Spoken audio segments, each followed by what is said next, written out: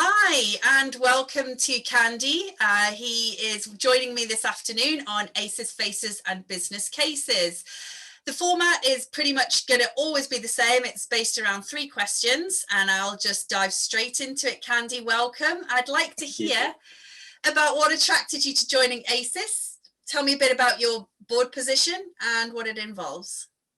Okay, so what attracted me to ASIS, and this I suppose this goes back to early on in my career. I got to a point where I decided I was going to make security, or the industry I was in, I was going to turn it into a career as to just a job.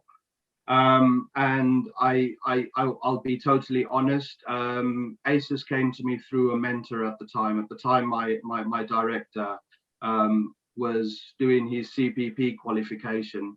And so I had this conversation with him. I said, look, I'm willing to progress. I want to be more involved in the industry. Surely the job I'm doing, this can't just be the security industry. There's got to be more. And he said, well, Kandy, there's this organization called ASIS. Look it up, see what you like. If you're into it, I'd suggest you should join. It's a great networking membership platform. It will give you access to members that are global, and that was one of the first things was the networking part. I noticed that once you became a member of ASIS, you could actually go into a search function and you could search for people. So you could search for a company and it will list all the people that work within that company. And I was fascinated. This is back in, I think, 2011. So networking, and yeah, it really appealed to me. And then I looked at the CPP qualification and I realized, and after doing my own research, it took me a while, I realized that for me at that time, the CPP qualification was sort of the gold standard in security qualifications, because there wasn't one recognized, and I suppose that's what I was looking for. I was looking for a qualification that was recognized by all the big companies and recognized globally, not just doing a qualification. Yeah, great, you've just spent X amount of time, and then realize you go for an interview and they don't know what it is. So I quickly learned the power of the CPP. And so, yeah, I undertook the journey, but I will caveat it. I did it the hard way. I know there were companies out there that offer training packages. You could do distance learning and do your CPP with them. I decided to try and do it self-study. So I bought the books, the POAs, Protection of Assets from ASIS, got my books, got all 7 books. And then obviously the UK one was slightly different because it involved UK law. And yeah, I got to studying. After about 12 months of self-study, I did my first exam and I failed. But I didn't fail miserably. I was so close to the pass mark.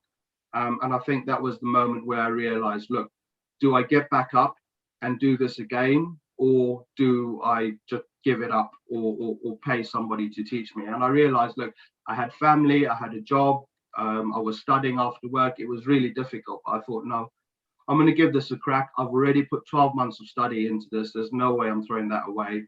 So I went back to the books, booked an exam again for 6 months down the line. And as we all know, for people that have done the CPP qualification, the worst part of your life is when you see the screen buffering and you're waiting for your preliminary results. And yeah, I passed. And ever since then, I've been involved with ASIS UK chapter, and I'm always trying to do more for the chapter. Perfect. So just very quickly, because we do have just a short amount of time, tell us very quickly about your role on the current board of ASIS and what it involves. So at the moment, I'm the current director for diversity, equality, and inclusion, and it's I really feel honoured to be in this position, because this is the first time the UK chapter have held this position on the board. So it's a fantastic honour to be the first person to sit in the seat. However, I do understand the complexities that come with this position. In 2020, we saw the BAME movement in the US, and it spread globally. And it's just highlighted the fact that it really is an important subject. It's an important position. And diversity and inclusion sort of includes everything, and it's fantastic to be part of the board at this time, because I think we are still in the early stages. I mean, look at yourself, Letitia. You are our chairman of the board. Our vice chair, Dawn, is also a woman. So it's fantastic for the security industry. I'll be bold enough to say 15, 20 years ago, this probably would never have been at the forefront of anyone's mind, that we'd have the chair and vice chair led by women. So it's fantastic. I'm really excited and happy to be part of it, and I can't wait to crack on and expand it. Yeah, and yours is one of the roles that I absolutely feel so aligned with. It just sings to everything that I want to achieve as well. And it's not just, as you say, based on race or gender. For me, this is about disability. This is about young people. This is about people re-entering the industry, people coming into the industry later in life. It is so broad and so encompassing, and this is what I love about this board director position. So I'm really pleased to have you on the board too.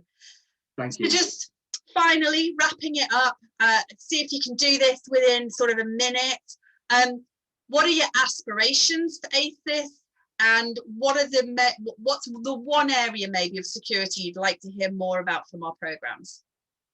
Okay, so security has always been divided between technology and physical, and it's always been this power struggle. But for me, and within this position, it just highlights that that's not security. That's not the end all of security. It encompasses everybody and everything security related. Whether it's IT security or physical security, it really doesn't matter. We are in the security industry, and we are delivering services to protect people, property, and information. So when it comes to that, I'm more passionate about the people behind that. So regardless of what sector you're in, if you are working in the security industry, that's what I'm passionate about. I'm passionate about you as an individual. I'm passionate about where you come from. I'm passionate about where you're going, most importantly, as well. Whatever you're doing, there is a way to succeed. And ASIS is going to be that platform to help you grow yourself and grow your profession.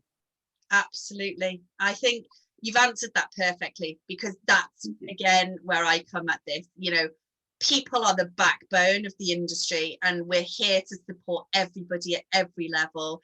And I think as people in the industry, that's really what this association is about. And I say it time and time again, this association is by members, for members. So just to wrap it up, thank you so much, Kandy, for taking the time out today, for letting us get to know you and a bit more about what you're doing for ASIS and on the board. And from me as the chair, thank you for everything you're doing. Take care. Have a great afternoon. Thank you. Bye.